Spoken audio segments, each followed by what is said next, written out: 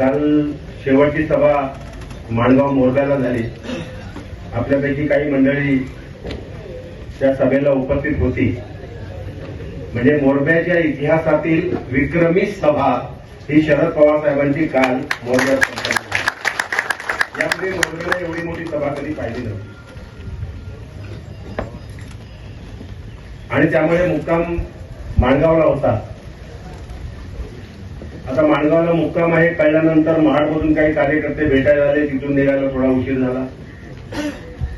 येताना म्हापरळ पंढेरी मार्गे आलो आणि म्हणून म्हापरळच्या मोहल्ल्यात मला थांबवण्यात आलं, तिथं स्वागत करण्यात आलं, तिथे काही वेळ गेला। पुढे पंढेरीला आलो, तिथं थांबवण्यात आलं, तिथे माझं स्वागत झालं आणि त्यामुळे तिथे थोडा वेळ गेला आणि म्हणून या ठिकाणी यायला मला उशीर झाला। त्याबद्दल मी दिलगिरी व्यक्त करतो।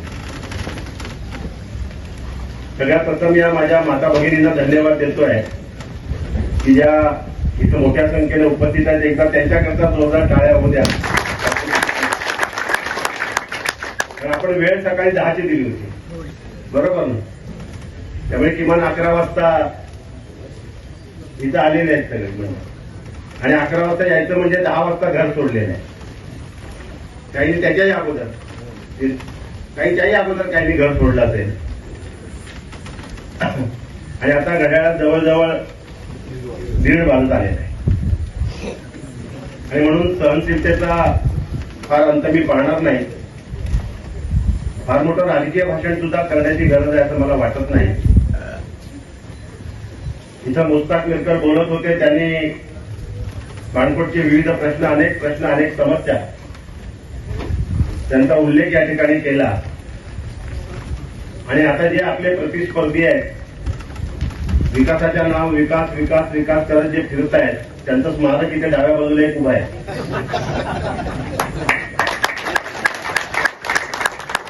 त्यांचं स्मारक आहे ना? तुम्हाला आठवते की नाही मला माहित नाही, पण मला आठवतंय 300 कोटीचा हा पूल आहे, बरोबर ना? 399 कोटी, बरोबर आहे। 99 मी कमी बोललो। 399 कोटीचा हा पूल आहे। कुठलीही तरतूद नसताना, अर्थसंकल्पीय कुठलीही तरतूद नसताना त्या पुलाचं भूमिपूजन केलं होतं, ठेकेदार नेमला होता, वर्क ऑर्डर दिली, सगळं काय झालं होतं।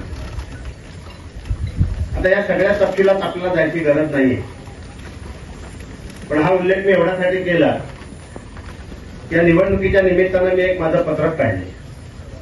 जी वीज संपूर्ण या ठिकाणी अर्ध्या महाराष्ट्राला जाते, ती कोकणात जाते, कोयनेच्या धरणातून येते आणि तिथं 99 टीएमसी पाणी आहे।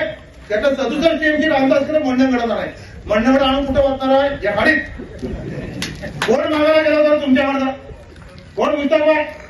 कोण तुमचा जो काय परवानगी नाही करणार तो गेला होता का? कोण गेला होता? कोण मला एक बोट वर्कर सांगा, रामदास कर्माकडं तिथं पाणी नाही आणि 2-4 वर्ष पाऊस पडला नाही आणि कोयनेचं पाणी मागायला गेला होता आणि मग काही सांगा त्या ठिकाणी पेपरवाला पण टीव्ही तुम्हाला सगळं सांगायला पाहिजे। त्याचं छापताना सांगायचं मला 67 टीएमसीचं काय झालं बरं? 67 टीएमसी पाणी हे कोयना नगरला आहे। कोयना नगरचं पाणी टिपूनात कधी आहे? असंच आहे ना? टिपूनात कधी लोट्यात येईल, लोट्याचं कधी खेळात येईल, खेळात माझ्या गावात कधी दस्तुरीत येईल, तिथं धामणीचा वरचा पालघर चढलं की कधी मंडणगडात येईल, मंडणगडात कधी देवाळात येईल आणि देवाळात येईल नंतर कुठं बाणकोटात। तो पण रामदास कदम जागणार आहे का तुम्ही जागणार आहे? काय खोटं बोलायला काय आहे का नाही? तो मोदी 15 लाख रुपये आमच्याकडून तुला लावलाय, हा एका बाजूला खात्यात पैसे नाहीत आणि मतं द्या, दुसऱ्या बाजूला 67 टीएमसी पाणी देतो, मतं द्या। त्याला माझं चॅलेंज आहे, 67 टीएमसी ज्याची पाणी आहे ना त्या तुला अगदी त्या पाण्याचा मी दिवा लावून त्याला इथे घेऊन ये। वातावरण आहे, उत्स्फूर्त मतदार आहे। मतदाराने हा निर्णय घेतलेला आहे। जातो तिथे सक्रिय पाठिंबा मिळतोय, उत्स्फूर्त पाठिंबा मिळतोय। जात पात धर्म पंथ विरहित समाज आज माझ्या पाठीशी उभा आहे। जसा माझा समाज आहे तसा माझ्या समाजाबरोबर बौद्ध समाज आहे, दलित समाज आहे, आदिवासी समाज आहे, मुस्लिम समाज आहे। हे सगळे समाज आज माझ्या पाठीशी एकमुखानं उभे आहेत आणि त्यामुळे उत्स्फूर्त असा प्रतिसाद या निवडणुकीमध्ये मला मिळतो। माझ्या आयुष्यातलं जर मला कोणी विचारलं तुमचं भांडवल काय, तर निष्कलंक जीवन किंवा निष्कलंक चारित्र्य हेच माझं भांडवल आहे आणि हेच भांडवल या मतदारसंघातल्या मतदारांनी मनापासून स्वीकारलं आहे। आणि म्हणून प्रत्येक निवडणुकीत रायगड लोकसभाचा मतदारसंघातला मतदार हा माझ्या पाठीशी राहिला आहे. या निवडणुकीतसुद्धा मतदार माझ्या पाठीशी आहे आणि एक निष्कलंक चारित्र्याचा उमेदवार म्हणून या निवडणुकीत विक्रमी मताने रायगडचा मतदार, या मतदारसंघातला मतदार मला विजयी करेल. माझ्या विरोधात गद्दार उभा आहे असं म्हणायचं तुम्हाला? कारण गद्दारी त्याने केलेली आहे. शरद पवारांच्या पाठीत खंजीर खुपसला आहे. त्यामुळे गद्दाराला धडा शिकवण्याचं सामर्थ्य ह्या इथल्या मतदारांमध्ये आहे. खरं म्हणजे हा रायगड लोकसभा मतदारसंघ आहे. रायगडचा मतदार टकमक करून त्याचा कडेलोट करेल. नाही आहे, अजिबात गरज नाही आहे. मी त्यांना दखलपात्र मानत नाही. मात्र सातत्यानं टीका होते. त्याची काय गरज नाही ना. कोणाचं तोंड बंद करता येत नाही ना. वेडा असतो तो बडबडत असतो. त्याला कोणी थांबवतं का, रोखतं का? त्याची बडबड कोणी थांबवतं का? कोण नाही थांबवत. पण दखल घेतो का समाज त्याची? नाही घेत. तसं मी नाही घेत. आणि इथं लोक या ठिकाणी सगळ्या ठिकाणी 70,000 कोटी घेतलेत. करायचं काय? तर त्यांनी पोराच्या नावावरती 10 वर्षाच्या पोराच्या नावावरती सुद्धा कंपन्या काढल्या. एवढं पार अगदी चोरून हे केल्यानंतर आता निवडणुकीला उभे राहिले. आणि निवडणुकीला उभे राहिल्यानंतर त्यांचे दलाल आता गावागावात फिरतायत. गेल्या निवडणुकीला निवडून येत असताना आम्ही पण होतो. आम्हाला सांगितलं या भागामध्ये आम्ही सभा लावल्या. या फणसूच्या सभेत तटकरी भाषण केला की तुमच्या भागात आम्ही असा विकास करेन की तुमची जेवढी निवेदन ती माझ्याकडे द्या. मग तुमचा कागद आणि माझा पेन, फक्त कागद द्या की मी अशा साहेबांना असा पेन सांगाल त्या ठिकाणी काम करतो. मग काय यनवापार मारुती मंदिराकडचा रस्ता, इकडची गल्ली दे, तिकडची गल्ली दे, कुठल्या गल्ल्या रस्त्या कुठं काय शिल्लक ठेवी नाही. एवढी कामाची यादी दिली. कागद देऊन आम्ही कागद दिले, पण ह्या गाड्याचा पेन काय उठत नाही. मग मराला ही सगळं घेऊन केलंच काय? आणि मग हे सगळं करत असताना सातत्याने असं काय सांगायचं की बघा ना मी अमुक करणार आहे, आम्ही तमुक करणार आहे. आणि म्हणून या ठिकाणी स्वतः लोक ही सगळी एक ठिकाणी झाली. बरं, तटकरे चोर आहे. तो पहिला कोण म्हटला? हा चोर आहे म्हणाला. पहिली भूमिका रामदास कदमांनी सुरुवात केली. तटकरे चोर आहे. याच्या मांडीला लावून मी बसणार नाही. या अशा चोरांच्या पाठीशी आम्ही बसणार नाही. काय रामदास कदम रडला? पावकाळी पाऊस जेवढा पडत नाही तेवढा टोळ्यात नाही पाऊस पडतो. लोकांनी सांगितलं हा बांब लावून रडतोय, हा उगाच खोटं नाटक रडतोय.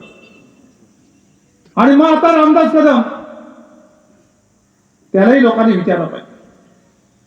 वंदनीय शिवसेना प्रमुखांनी धनुष्यबाण निशाणी घेतली आणि त्या धनुष्यबाणच्या निशाणीवरती 95ला सरकार आला, त्याच्यानंतर 90ला आमदार झाले, त्याच्या अगोदर 90ला आमदार झाले, ओढीओढीनं सरकार आलं, विरोधी पक्षनेते झाले, आमदार झाले, नगरसेवक झाले, खासदार झाले त्या धनुष्यबाणाच्या निशाणीवर.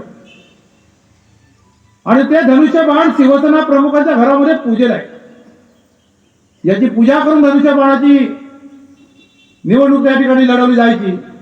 ते धनुष्यबाण ते संपूर्ण कोकणामधून, रत्नागिरी, सिंधुदुर्ग आणि रायगडमधून हद्दपार करण्याचं काम कोणी केलं असेल ते हे गद्दार रामदास कदम आणि त्यांच्या पिलावर केलंय ना.